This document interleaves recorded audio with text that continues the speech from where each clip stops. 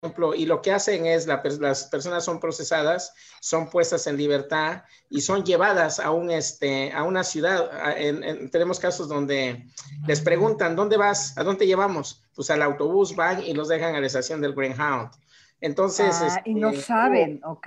o ha habido algunas poblaciones, principalmente en el área de Arizona, donde ha llegado una gran cantidad de migrantes y las ciudades pequeñas no tienen la estructura, superestructura para darles servicios. No tienen refugios, bueno, ni tan siquiera había para personas sin hogar, ¿no? Entonces, y obviamente, pues sí tenemos la gran cantidad de jóvenes que se habían quedado atorados, niños que se habían quedado atorados y que pues han estado llegando últimamente a la frontera, ¿no? Pero en realidad no es una crisis, no como lo pintan los medios. Obviamente, en el fondo sabemos que es una Pero cuestión no conexión migrante, Emilio, no conexión migrante. obviamente, no conexión. Realmente los medios conservadores han estado hablando mucho de esta crisis que no existe. Nosotros aquí en el área de San Bernardino, Riverside, por ejemplo, tenemos el caso de algunos políticos locales que están utilizando la crisis migratoria para llevar agua a su molino, pues. Entonces, no, Exacto. ciertamente hay una situación difícil creada más que nada por la falta de recursos, pero no al nivel de crisis que se está manejando. No hay una crisis y es el mensaje que nosotros hemos estado mencionando, ¿no? Obviamente tenemos el problema de la falta de recursos. Aquí en el área hay algunos refugios habilitados en el condado de Riverside, donde se ha estado recibiendo a estas familias. Y lo que se hace básicamente es lo que hicimos hace 2 años, que es recibir a las familias, darles un lugar donde pueden descansar 1 día, 2 días, darles un lugar para bañarse, darles ropa, ¿verdad? Y hacer la conexión con sus familias para que se puedan transportar. La mayoría de estas familias van para el área del este de los Estados Unidos, principalmente por ejemplo, muchas personas que van para el área de Virginia, para el área de Tennessee, Nebraska, hemos mirado muchas familias, ¿no? Aquí localmente en el área de Riverside, hasta creo que ayer se había procesado un promedio de unas 350 familias que habían entrado a través del protocolo migrante, ¿no? Entonces, sí, ciertamente hay una situación difícil, pero no necesariamente estamos hablando de que estamos llegando a una situación de crisis, ¿no? Bueno, pues miren, ya empezamos la transmisión, ya sé que empezamos y ni hola les dijimos, pero es que estábamos Bueno, platicando, esa es la Emilio idea. Amaya, nuestro invitado de esta noche, y estábamos hablando un poco de si había o no una crisis migratoria en la frontera entre México y Estados Unidos. Pero antes de seguir platicando, pues bueno, me presento, yo soy Patricia Mercado Sánchez, soy fundadora y directora de Conexión Migrante, y como cada semana me acompañan esta noche Abel Domingos, quien es el editor de la página www.conexionmigrante.com, y Edgar Melgoza y Selene Tapia, quienes son nuestro equipo de audiencias, quien responde sus llamadas, quien responde sus mensajes, quien los atiende, quien los escucha, y si no es así, escríbanos y les damos unos cocos, no se creen. Pero hoy estamos muy contentos porque nos acompaña Emilio Amaya García, él es el director ejecutivo del Centro Comunitario de San Bernardino, es amigo de Conexión Migrante desde que Conexión Migrante era un bebecito. Las primeras llamadas que yo tuve con Emilio fue porque no entendía nada de lo que estaba pasando y él de veras que tiene una claridad para explicar muchas cosas como lo que nos estaba explicando ahora en este momento del tema de la frontera. Y Emilio, me da muchísimo gusto que nos acompañes otra vez en este programa de Entre Amigos. Claro, muchas gracias. Gracias por la invitación. Para aquellos que no nos conocen, nosotros somos el Centro de Servicios Comunitarios de San Bernardino. Estamos ubicados acá en el sur de California, específicamente en lo que se conoce como el área del Inland Empire, que comprende básicamente los condados de San Bernardino, Riverside. Nuestra organización da servicios legales de inmigración que incluye asistencia en trámites de residencia permanente, ciudadanía, renovación de DACAs, visas U, visas T. También proveemos representación legal a personas que son detenidas por la migra. Ayudamos a niños que llegan al país como no acompañados. Nuestra organización se mantiene en base a una serie de subsidios que recibimos de fundaciones del estado de California, recaudaciones de fondos que hacemos, lo cual básicamente significa que la mayoría de nuestros servicios son completamente gratuitos. Los servicios son gratuitos específicamente para residentes del estado de California. Yo sé que aquí tenemos hermanos de otros estados y sí, siempre con gusto les atendemos, les damos la información. Desafortunadamente no podemos dar la representación legal por muchas razones, más que nada por la limitación de tipo económico. Nuestra organización lleva a cabo su trabajo a través de un equipo de abogados y también de lo que se conoce como representantes acreditados. En mi caso, yo cuento con una acreditación para la práctica del derecho migratorio desde 1992 que estamos en este trabajo. Yo en realidad estoy haciendo este trabajo desde 1987, o sea que ya tenemos un buen ratito trabajando en el área de inmigración. Tienes tantita experiencia, ¿no? Un poquito de experiencia, sí. Tantito. No sé qué, no, de verdad que para nosotros, Emilio, ha sido pues un gran acompañamiento como medio de comunicación, porque sí sentimos una gran responsabilidad de informar bien a la comunidad, de no echarles mentiras, de no darles malos consejos. Y entonces, pues muchas veces buscamos a especialistas de temas, que es lo que debiera hacer cualquier periodista, pero bueno, se los estoy contando. Y uno de las personas que de veras nos ha explicado mejor, desde leyes que son muy complicadas hasta procesos que se están viviendo, pues ha sido Emilio. Y me gustaría, Emilio, que continuáramos esta charla con lo que estábamos comentando de la frontera, de que no es una crisis en sí, sino simplemente son procesos que se modificaron, que se están moviendo y que hay gente esperando, pues como quien dice, su turno para entrar y seguir sus procesos legales en Estados Unidos como se hacía antes, pero ya ven que llegó Donald Trump y descompuso todo el asunto.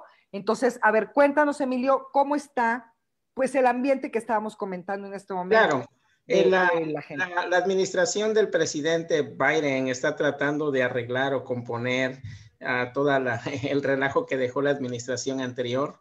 Entonces, al inicio de su mandato, ¿verdad? Se decretó la terminación del programa del protocolo migrante, que básicamente forzaba a nuestros hermanos, principalmente centroamericanos, aunque en realidad hay de diferentes nacionalidades, que bajo la ley internacional hacían uso de su derecho de solicitar asilo, ¿verdad? Y que eran forzados a permanecer en México.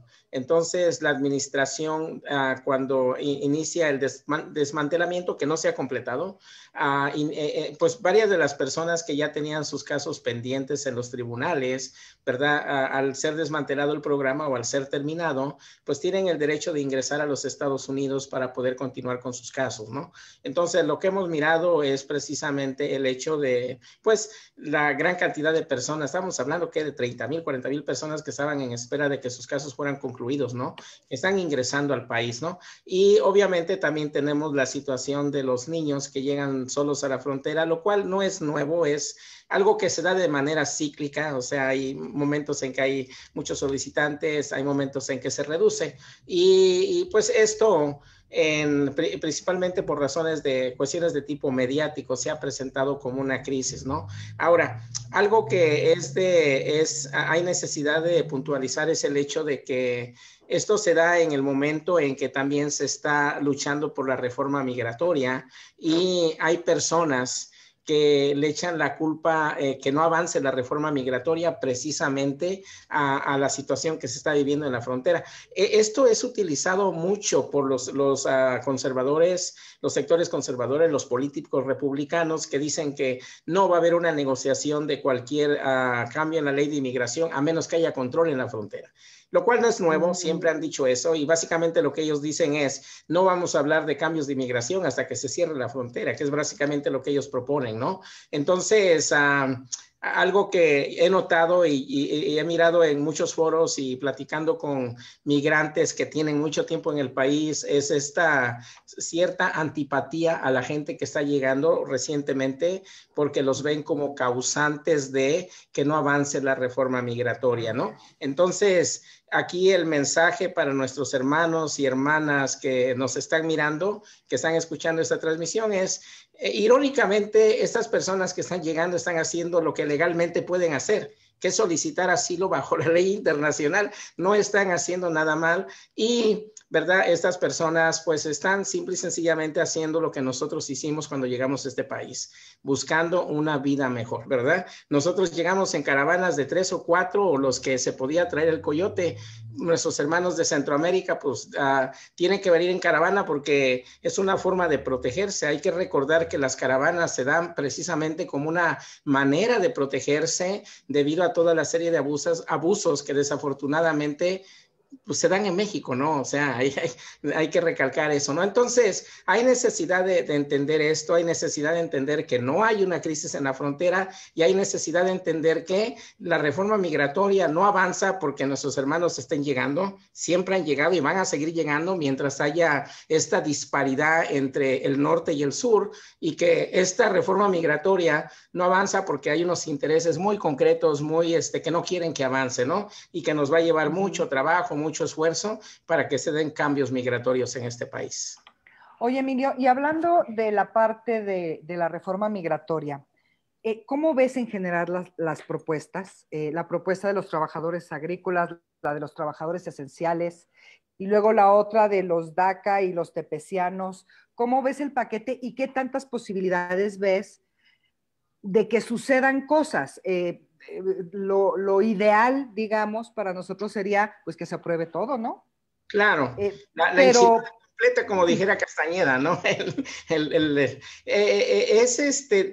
la dinámica actual es difícil que se diera un cambio completo de las leyes de inmigración.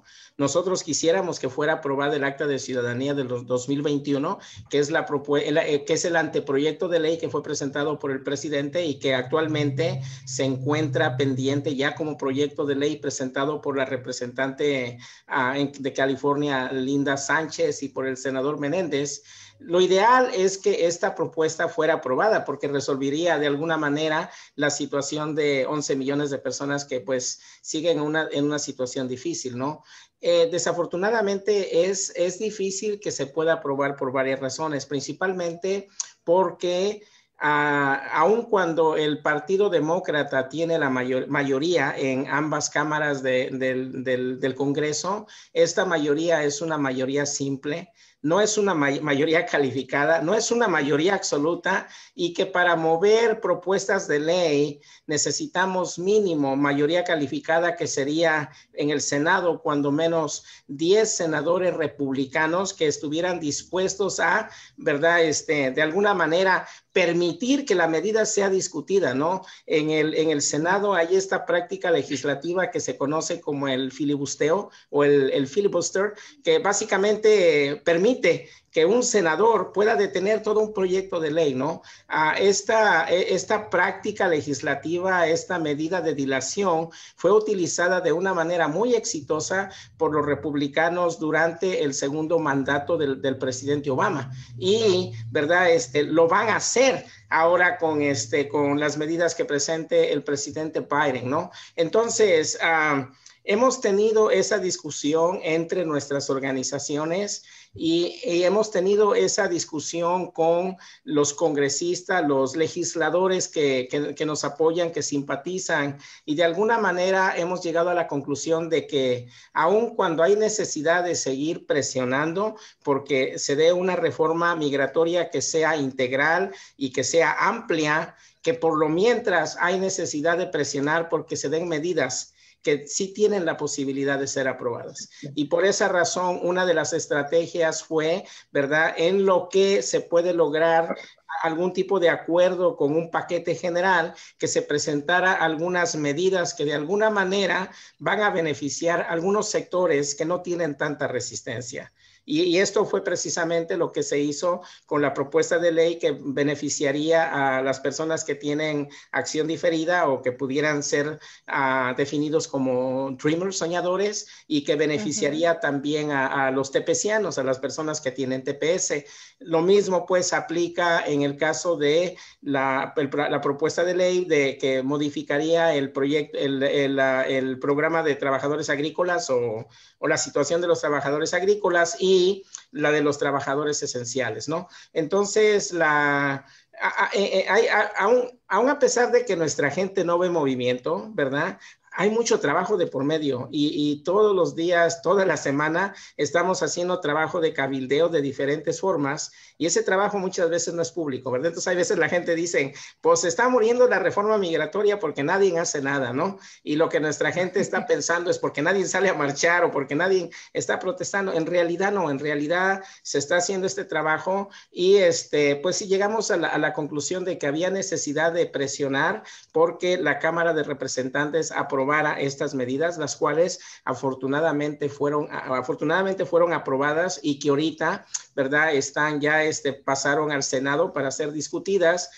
Existe una fecha límite que sería antes del 30 de abril para lograr que el Senado también aprobara ambas medidas, la de los Dreamers tepecianos y la de los trabajadores agrícolas, porque de esa manera se evitaría que se tuviera que ir a través del proceso de comités, que no fuera referido al comité judicial, donde enfrentaría mucha resistencia, ¿no? Entonces, en términos así como bien concretos, hay necesidad de que nuestra gente entienda que debido a la dinámica política y debido a la situación actual, principalmente creada por la pandemia, va a ser difícil lograr la aprobación de un paquete completo. Sin embargo, ¿verdad? Tenemos fe en que poco a poquito vamos a ir avanzando y que eventualmente vamos a lograr por ejemplo, una de las propuestas de ley plantea la de los trabajadores esenciales que fue presentada por el senador Padilla de California, hijo de mexicanos, por cierto, el primer senador latino en el estado de California, ¿verdad? Precisamente elimina el castigo de los 3 o 10 años, que hasta ahorita es un problema significante que impide que millones de personas que tienen hijos ciudadanos puedan obtener residencia permanente, ¿no? Entonces, obviamente hay mucha gente que le está echando la culpa a los demócratas porque no mueven la reforma, ¿no? Pero es un poquito más complejo que eso y hay necesidad de que pues entendamos eso porque de otra manera nos vamos a frustrar y otra vez, hablándoles desde mi experiencia, yo me involucré en esto antes de la primera reforma migratoria que se dio en el 86, antes de IRCA andábamos trabajando en esto, ¿verdad? Y nos tomó años lograr que fuera aprobada, ¿no? Entonces, no nos podemos frustrar, ¿no? Yo le digo a la gente, acuérdense que en California nos tomó más de 20 años para lograr que nuestra gente tuviera licencia de conducir, ¿no? Entonces, es un proceso a largo plazo, pero ese es básicamente ahora sí como la manera en que miro que se están dando las cosas, ¿no? Entonces, tenemos que seguir luchando al margen de lo que pudiera pasar. Sí, oye, Emilio, me llama mucho la atención lo que dices de explicarle a la comunidad cómo son los procesos y todo este trabajo que se hace de lobbying con los congresistas para intentar convencerlos. ¿Cómo ves tú, y es algo que se lo he preguntado a mucha gente, cómo ves tú a las organizaciones? A mí la primera imagen que me da es que cada quien anda trabajando por su lado y que no hay una cohesión de decir, no soy uno que vengo no, somos 200 que tenemos un liderazgo pero tú cómo ves cómo están trabajando por lo menos las organizaciones en California o en otros lugares. Ciertamente un gran problema que tenemos en Estados Unidos es que no tenemos liderazgos nacionales. No tenemos liderazgos de latinos o migrantes que pudiéramos decir que son nacionales, ¿ok?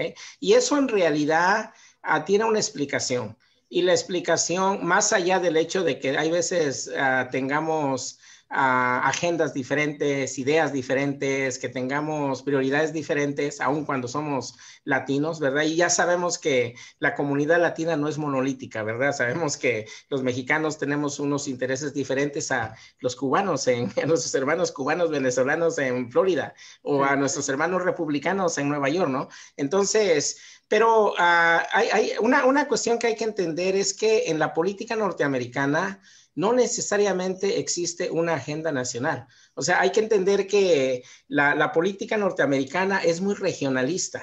¿Ok? Entonces, muchas veces la pregunta es, bueno, hace 10 años, 2006, movilizamos 1 millón de personas. ¿Qué pasó? Pues lo hicimos en Los Ángeles, lo hicimos en San Francisco, lo hicimos en Chicago, lo hicimos en Washington, ¿no? O sea, en lugares donde en realidad nuestra presencia ya es un hecho y no es extraña, ¿no? Pero aquí el meollo del asunto es de qué manera podemos influir en un congresista en Alaska o a un senador en Virginia, donde el fenómeno migrante todavía no tiene el impacto que tiene en California, ¿no? Entonces, o sea, entonces, debido a esa razón, debido a esa dinámica, es que hay veces se dificulta que pudiera haber un trabajo uniforme a nivel nacional.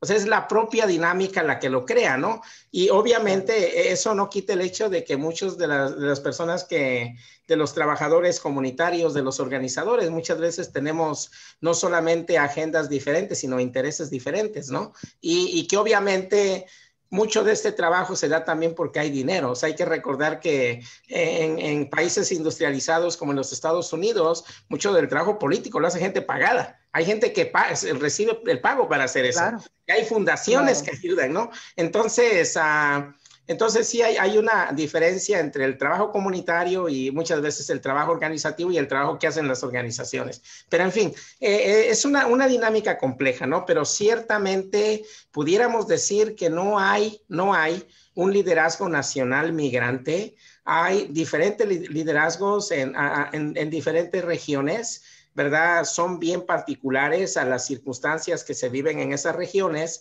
y que mucho de esto se da precisamente por esa dinámica que se vive en la política en este país, ¿no? Yo pienso que a nivel nacional sí existe por decir así, algo bien definido, que es el apoyar, y no sé si lo han notado ustedes, pero es no solamente apoyar que pasen las propuestas que tienen posibilidades, sino seguir presionando para que eventualmente logremos que se dé una reforma que sea integral y obviamente tenemos desde el último cambio en la ley de inmigración que benefició a nuestra gente, que fue precisamente en el 86, hemos seguido luchando y ya estamos hablando de más de 34 años y aquí seguimos todavía, ¿no? Y eventualmente se va a dar porque responde a la propia dinámica que se vive en este país. Así es.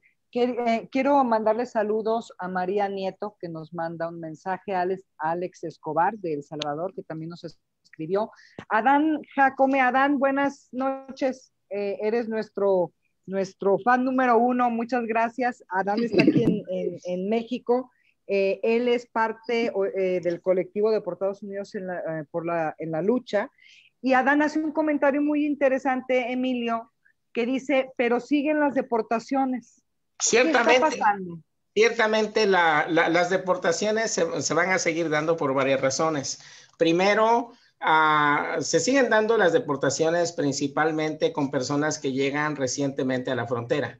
Y hay que recordar que dentro de los cambios a la política migratoria, ¿verdad? La política migratoria es bien específica de que personas que llegaron después de cierta fecha, después de noviembre, ¿verdad? A los Estados Unidos, después de noviembre déjeme ver la fecha correcta.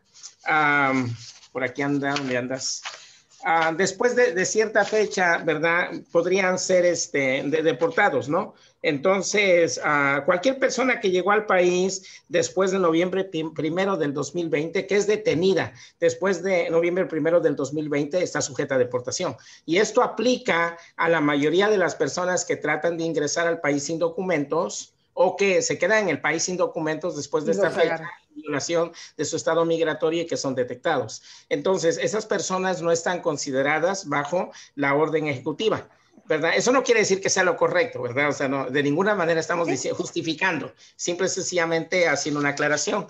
También, ¿verdad? La orden ejecutiva no protege a aquellas personas que tienen una orden final de deportación. Cualquier persona que tiene una orden final de deportación, aún a pesar de que no pudiera tener antecedentes penales, ¿verdad? Pudiera estar sujeta a deportación. Cabe recordar que la administración trató de detener las deportaciones de personas en una situación similar, precisamente con esta moratoria de los 100 días, la cual actualmente se encuentra en litigio y hay una orden judicial que previene que se pueda implementar, ¿verdad? Entonces, la oficina de ICE puede llevar a cabo la deportación de personas que ya tienen una orden de deportación vigente. Y, ¿verdad? También seguimos mirando la deportación de personas que tienen antecedentes penales. La orden ejecutiva era bien específica de que solamente debería de incluir a personas que tienen lo que se conoce como un delito con agravantes o que presentan un peligro para la seguridad nacional, ¿no? Sabemos, ¿verdad?, que la oficina de ICE, los oficiales de ICE, interpretan las cosas a su manera y para ellos cualquier persona que cometió un delito pudiera presentar un peligro para la seguridad nacional o la seguridad o la seguridad de los Estados Unidos, ¿no? Entonces, ciertamente se siguen dando y se van a seguir dando las deportaciones y esto también tiene que ver con esa dinámica. Ahora, algo por lo cual es importante tener este tipo de conversaciones es porque muchas de estas deportaciones se dan porque la gente no sabe lo que tiene que hacer, ¿verdad? Entonces, ¿qué es lo que hemos estado recomendando a nuestra gente? Traiga documentos que prueba que estaba aquí antes de noviembre del 2020, ¿verdad? Compruebe que no está sujeto a esta política. Cargue algún documento, ¿verdad? Porque para empezar, familiarícese con lo que dicen las órdenes ejecutivas, ¿no? ¿Qué recomendación le damos a las personas que tienen una orden de deportación vigente? Revisen sus casos y miren si hay manera de presentar algún recurso de reapertura, una moción para reabrir, para que pudieran tener un caso pendiente. Si no tiene antecedentes penales, puede, aún con una orden de deportación vigente, hacer una solicitud para evitar la orden de deportación presentando el formulario 1246 con la oficina de ICE. En otras palabras, haga algo para que no tenga una orden de deportación que ellos puedan ejecutar. Y obviamente, pues la recomendación que le hacemos a nuestra gente, evite meterse en problemas, porque eso es básicamente lo que causa en muchos estados, afortunadamente no en California, que sean detectados por la oficina de ICE. Pero ciertamente, como dice el hermano, las deportaciones se van a seguir dando, se siguen dando y tenemos que luchar para que no deporten a gente que no debe ser deportada. Así es. Y también es cierto, Emilio, que en este cambio de gobierno, pues la época de Trump fue tan tremenda y tan dura y tan violenta y tan dolorosa para la comunidad, que cuando llega Biden, pues todos pensamos que había llegado el salvador de los migrantes, lo cual tampoco es cierto.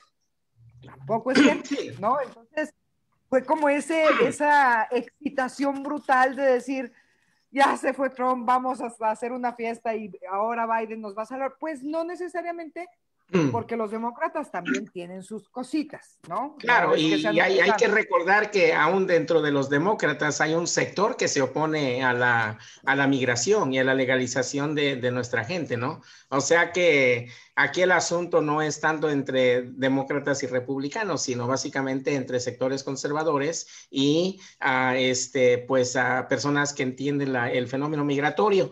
En relación, una pregunta común que nos hace nuestra gente es, ¿y qué hacemos pues? ¿Qué hacemos, verdad? O sea, ¿qué podemos hacer? Nosotros específicamente estamos haciendo 5 recomendaciones.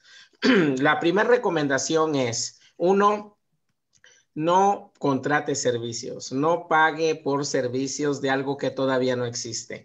Porque algo que hemos mirado en diferentes comunidades son ya sea abogados o ya sea consultantes que le dicen a la gente, ¿verdad? Pues te tienes que poner en línea, ¿verdad? Tienes que firmar un contrato con nuestra oficina para que estés listo para cuando pase la reforma migratoria. Desafortunadamente es algo que es demasiado no sabemos qué va a pasar, pues no tenemos control, es bien especulativo, ¿no? Entonces le decimos a la gente, no hay necesidad a estas alturas de firmar contratos, de pagar dinero por un servicio que todavía no existe. La segunda recomendación que le hacemos a nuestra gente es: hay que documentar que viven en los Estados Unidos. Si logramos que haya una reforma migratoria, eventualmente, la reforma migratoria va a tener una fecha de ingreso a este país. Quizá va a ser como lo plantea el presidente Biden antes de noviembre del 2020, quizá va a ser antes del 2000, ¿no? O sea, no sabemos, ¿no? Todo eso es parte de lo que se está tratando de negociar. Entonces, hay necesidad de que nuestra gente guarde evidencias de que reside en los Estados Unidos, ¿ok? No tire sus talones de cheque, no tire sus recibos de pago de utilidades, ¿verdad? Guarde cualquier documento. Hay que eventualmente demostrar que reside en los Estados Unidos. La tercera recomendación que le estamos haciendo a nuestra gente es: hagan sus declaraciones de impuestos. De hecho, la propuesta de ley es bien concreta en ese sentido. Beneficiaría a personas que han cumplido con el pago de impuestos, ¿verdad? Y mucha de nuestra gente, pues, por la propia situación en la que viven, pues trabajan dentro de la economía informal, les pagan al contado, ¿verdad? No reciben la forma W2, ¿verdad? Pero aún así pueden hacer su declaración de impuestos, aún sin seguro social. Pero hay que recordar que se puede tramitar el número de identificación de causante que permite, pues, que puedan hacer su declaración de impuestos. Hagan su declaración de impuestos, ¿verdad? La cuarta recomendación es: eviten meterse en problemas, ¿verdad? Es bien fácil echarse unas cheves, ¿verdad? Una fiesta, unas cheves, se te ocurre regresar a la casa, te agarran en el camino y ya tienes un DUI. Hay que recordar que hay una reciente decisión de corte que dice que, ¿verdad?, un delito de manejar bajo la influencia puede descalificar a una persona de beneficios migratorios. Durante este año de pandemia notamos un incremento en los casos de violencia doméstica y de violencia hacia los niños, hacia miembros de la violencia intrafamiliar, y esta se dio precisamente pues, debido al confinamiento y debido a la crisis, ¿verdad? Porque tienes no solamente que estar con el hecho de que ahora tienes que estar en casa, sino que además no hay dinero para pagar la renta, no hay dinero para la comida, ¿no? Entonces, en la medida de lo posible, hay que evitar meternos en problemas. Y finalmente, la quinta recomendación que le estamos haciendo a nuestra gente es: hay que involucrarnos en esta lucha que nos concierne a todos, nos afecta a todos. Si logramos los cambios, nos va a beneficiar a todos. ¿De qué manera lo podemos hacer? Puede ser tan sencillo, aquellas personas que tienen acceso a redes, de meterse al internet y buscar quién es mi senador, ¿verdad? Si lo hace uno, ¿verdad? Hay algunos buscadores que le van a decir quién es su senador, quién es su congresista. Escríbale una carta, hágale una llamada. Hay veces la gente dice: oiga, pero yo no soy ciudadano. No tiene que ser ciudadano. Si usted vive en el distrito de ese congresista, de ese senador, usted es uno de sus representados, uno de sus constituyentes, y tiene derecho a hacerlo, ¿verdad? Algo que nos han recomendado, por ejemplo, tuvimos reuniones con el senador Padilla, tuvimos reuniones con la congresista recientemente, la semana pasada, con Linda Sánchez, y algo que nos dice es: hay necesidad de que eduquemos a nuestros representantes, a nuestros legisladores, sobre la necesidad de la reforma migratoria.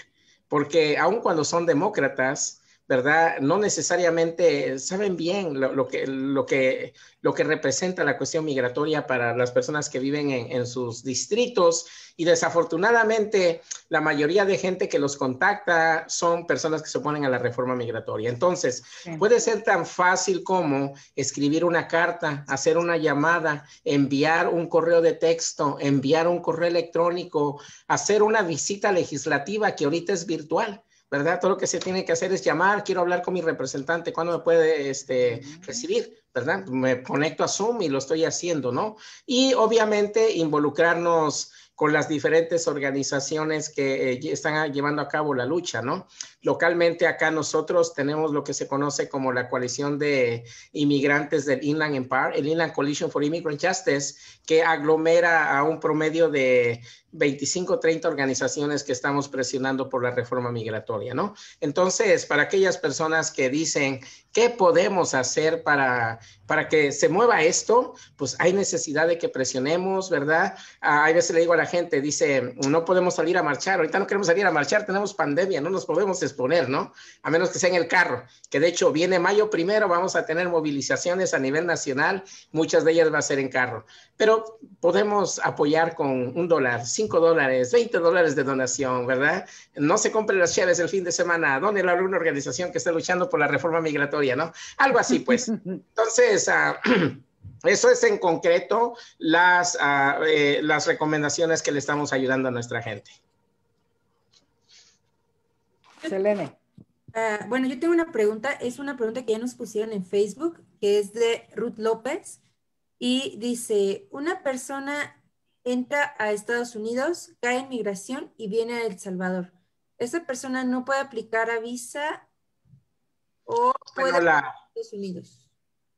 Sí, habría necesidad de entender un poquito mejor la pregunta, pero hay que recordar que las visas solo se dan en el extranjero. Entonces, si una persona ya se encuentra en los Estados Unidos, normalmente no puede solicitar una visa. Puede cambiar de condición migratoria. Por ejemplo, si la persona entró legalmente con una visa F1 de estudiante y tiene una oferta de empleo, quizá puede cambiar a una visa TN bajo el Tratado de Libre Comercio, o puede cambiar a una visa HB1 como profesionista, o una visa H2B como trabajador, etcétera, etcétera, ¿no? Pero normalmente, una vez que la persona ya se encuentra en los Estados Unidos, la persona no puede tramitar una visa, excepto las excepciones, a menos que la persona califique para beneficios como víctima de un delito o víctima de tráfico. En esos casos califica para la visa U o para la visa T, pero en la mayoría de los casos, las personas que ingresan a los Estados Unidos solamente pueden modificar, cambiar su calidad migratoria, su estado migratorio, pero no pueden tramitar una visa dentro de los Estados Unidos. Habría necesidad de que fuera, no sé, un poquito más concreta la pregunta, pero al final voy a dar mi teléfono para que nos llamen y podamos resolver cualquier pregunta que pudiera tener, ¿ok? O cualquier aclaración que hubiera necesidad de hacer. Sí, porque lo que, bueno, parece ser que está tratando de explicarnos es que tuvo que, o sea, entró, la agarraron y ahora está en El Salvador y quiere ver si puede sacar una visa o puede volver a Estados Unidos. O sea, lo deportaron a esta persona. No, pues Sí, ya no valió más bien. No dice Sí, si normalmente es difícil porque para poder obtener una visa de no inmigrante o una visa de turista, la persona tiene que cumplir normalmente con dos criterios básicos. El primero es demostrar que cuenta con suficiente arraigo en su país de origen, en otras palabras, que no tiene la intención de abandonar su residencia en su país de origen, y el otro requisito es establecer que cuenta con solvencia económica, pero aparte del hecho de que tiene una razón por la cual va a venir a visitar. Una persona que ya se encontró sin documentos en los Estados Unidos, normalmente cuando el oficial revisa su caso y se da cuenta, normalmente el oficial va a determinar que esa persona tiene la intención de ser inmigrante, porque ya vino y lo hizo de forma irregular, ¿verdad? Entonces, eso va a pesar mucho a la hora en que decidan su solicitud. La mayoría de las personas que ya estuvieron aquí sin documentos, a menos que haya pasado mucho tiempo, normalmente les niegan su solicitud de visa de turista o no inmigrante por el hecho de que pues tienen la intención de ser inmigrantes y no inmigrantes. Ahora, si la persona vino legalmente al país con cualquier tipo de visa y la persona no incurrió en violación de estado migratorio, en otras palabras, cumplió con las condiciones que tenía su condición migratoria, normalmente debería ser elegible para una visa de turista o cualquier otro tipo de visa para la cual cumpla los requisitos. Entonces va a depender mucho de la situación. Gracias. Bueno, le vamos a Ok. poner les vamos a poner en el post de esta transmisión en vivo los teléfonos de Emilio para que le den lata. No, no es cierto, no. Pero para que si tienen alguna duda muy específica, porque sí, Emilio nos ha ayudado en muchas ocasiones que nos pregunta la gente cosas rarísimas que no entendemos nada. Entonces, él es el bueno, él es el que sabe y nos va a poder decir algo. Edgar, ¿tenías tú alguna pregunta? Perdón. Sí, primero buenas noches. Emilio, es una delicia escucharte. Bien, Gracias. es bien grato, ¿no? Tenemos una pregunta que nos llegó por Facebook, pero la señora nos pide no dar su nombre, ¿no? Nos dice que ella podría ser elegible a esta reforma migratoria si entró con visa de turista y para el 1 de noviembre ya quedó sin estatus migratorio regular. ¿Ella podría aplicar? Sí, normalmente sí. El hecho de que una persona haya ingresado con documentos, ¿verdad? No necesariamente la hace inelegible de algún beneficio, siempre y cuando, asumiendo que ese es el requisito, la persona establezca que se encontraba en el país ya en violación de su estado migratorio. Entonces, hay situaciones donde la persona entra legalmente, pero a la semana dice, voy a empezar a trabajar.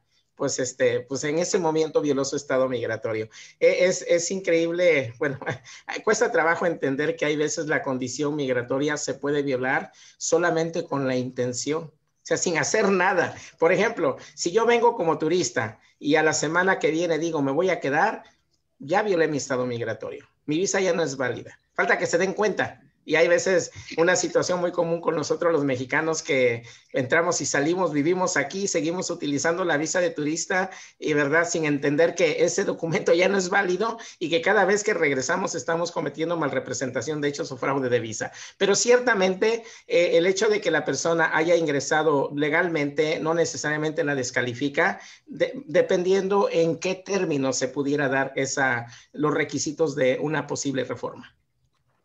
Gracias, Emilio, gracias. Yo tengo otra duda, eso sobre esta parte que comentaste ahorita de, me ganaste un poco de la pregunta de la participación ciudadana, ¿no? Que es y ahorita con la pandemia se ha facilitado todo esto porque es precisamente en el confinamiento se puede hacer todo esto y es un poquito, nada más para añadir lo que no se recomienda a las personas que yo tenía entendido que era, pues, por ejemplo, si es un migrante indocumentado, salir a las calles a marchar porque esto en un futuro puede afectarles. Entonces, ¿sería la opción limitarse con llamadas y cartas o cuáles serían las recomendaciones? No entendí bien la pregunta, compañero, discúlpeme. Si no tienes documentos, dice Abel, yo entiendo que sea más peligroso que la gente salga a marchar o a protestar o a lo que sea porque te haces visible. Si claro. Eso está bien o no. Sí, en realidad hay que recordar que el salir a marchar, el expresar su voz, el hacer un meeting, no es más que hacer uso de un derecho bajo la primera enmienda de la Constitución y que ese es un derecho protegido, ¿no?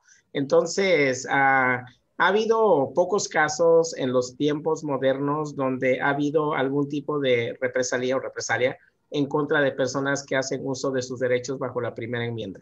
Entonces, algo que nosotros siempre hemos combatido es ese miedo que nuestra gente tiene por el hecho de que hoy no soy ciudadano, no soy residente, ¿verdad? Le digo a la gente, no, pues no quiero salir a marchar, pues porque tengo miedo, porque no tengo documentos, pero se va bien confiado el fin de semana al baile, ¿no? Entonces dice uno, pues, ¿verdad? Entonces, hay necesidad de entender eso, ¿no? Tan importante es la una como la otra. Pero no, nosotros al margen de la condición migratoria, le sugerimos que haga uso de sus derechos. Ahorita, más que nada, la consideración o la razón por la cual no necesariamente se motiva que la gente salga a marchar es la cuestión del contagio y la pandemia, ¿no? Todavía estamos en espera de un tercer rebrote precisamente por toda la gente que se fue de vacaciones en la Semana Santa, ¿no? Entonces, esa es la principal consideración, pero aparte de eso, siempre motivamos a nuestra gente a que salga y marche, aún en los lugares donde existe una resistencia contra los inmigrantes o donde no somos bien vistos. No hemos mirado casos donde alguien haya sido detenido por el simple hecho de que salió a marchar. Hemos mirado casos de personas que han sido detenidas porque incurrieron en desobediencia civil. o porque ya tenían órdenes de arresto, ¿no? Ahí sería algo completamente diferente, ¿no? Pero no deberíamos de tener miedo de hacer uso de nuestros derechos políticos, más que nada recordando que son derechos protegidos bajo la Constitución de los Estados Unidos y que normalmente, en caso de que se diera un arresto, eso es lo que utilizaríamos como una defensa, ¿verdad? Exacto. Selene. Yo tengo una última pregunta que en realidad son dos, pero son sobre asilo y es tratando de recordar un poco lo que nos ha estado preguntando mucho la gente en mensajes y en llamadas. La primera es que pues siguen con este pensamiento de que si vienen con, bueno, si intentan pasar con niños, los van a aceptar y su caso de asilo va a pasar más rápido y no los van a separar y se van a poder quedar. Ese es el primero y para ver si es cierto o falso. Y la segunda duda que tengo es, bueno, acordándome de un caso en particular de una persona que nos estuvo preguntando la semana pasada, ella ya tenía, había llegado con la caravana y ella ya tenía que presentarse a corte, me parece que en 2019. Sin embargo, al ver que iba a faltar, o sea, que faltaba muchísimo, en noviembre de 2019 tenía su cita, se regresó a su país de origen y ahorita quiere volver a intentar solicitar asilo. O sea, quiere volver A que le reagenden la cita, digamos. Ajá, entonces era su duda sobre qué podría ella hacer. Sí, en el primer caso, ciertamente hemos mirado que esta administración ha tomado mayores consideraciones con unidades familiares que se presentan y solicitan protección bajo la ley de asilo. Y ciertamente es más probable que sean puestos en libertad sin necesidad de pagar fianza. Obviamente las familias son detenidas, son enviadas a un refugio hasta que tienen la posibilidad de completar la entrevista de miedo creíble y más o menos determinar que son elegibles para el asilo. Algo que no hemos mirado afortunadamente es la separación de estas familias. Algo que sí hemos mirado y que nos está preocupando es el hecho de que muchas veces los oficiales de patrulla fronteriza de manera arbitraria determinan que las personas no califican para asilo y las deportan utilizando el criterio de la orden ejecutiva que dice que cualquier persona que llegó después de noviembre, ¿verdad? Del 2020 está sujeta a deportación, ¿no? Entonces, esto lo hemos mirado. ¿Cuál es la recomendación que le damos a nuestra gente? Bueno, en caso de que lo vaya a hacer, ¿verdad? Y es una decisión bien personal, nosotros no le decimos a la gente necesariamente que lo haga porque es difícil, ¿verdad? Hay necesidad de que porten documentación que en realidad acredita que cumplen con los requisitos bajo la ley de asilo. Más que nada que existe ese miedo, la posible persecución o el miedo fundado de persecución si regresaran a su país de origen. Entonces, ciertamente se han dado mayores consideraciones con unidades familiares o con los niños, que es básicamente lo que está dando pie a esta supuesta crisis que en realidad sentimos que no es una crisis, ¿no? La otra es la segunda pregunta. Otra vez, no recomendamos que lo hagan, ¿verdad? No estamos de ninguna manera motivando a nuestra gente que lo haga. Nuestra gente no necesita motivación, la motivación es la pobreza, la persecución y eso nadie lo va a cambiar, no importa qué les digamos, ¿no? La gente hace lo que tiene que hacer y eso lo respetamos, pero sí le decimos a nuestra gente prepárese, ¿no?